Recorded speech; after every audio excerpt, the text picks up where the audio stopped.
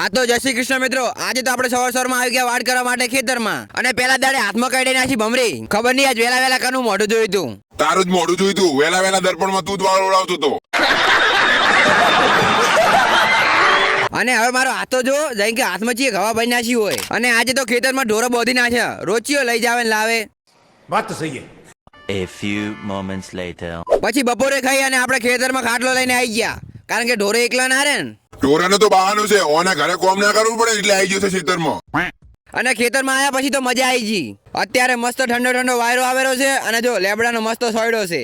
જેને ઊંઘ ના આવતી હોય ને એને પણ ઊંઘ આવી જાય. આવી મોત તો ખાલી ગામડા વાળા જ લઈ કરે, સિટી વાળા નહીં.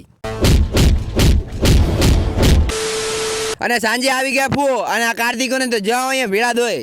अरे कहना क्या चाहते हो? અને મને સડાઈ નાખ્યો ટોલા ઉપર દોડી છોડવા માટે. અને આ બાજુ નેચે તો ચાની બાકાજી કી બોલાતી હતી, પણ જો કોઈ મને તો પૂછતું નહીં. એટલે એ મને તો આલો નહીં.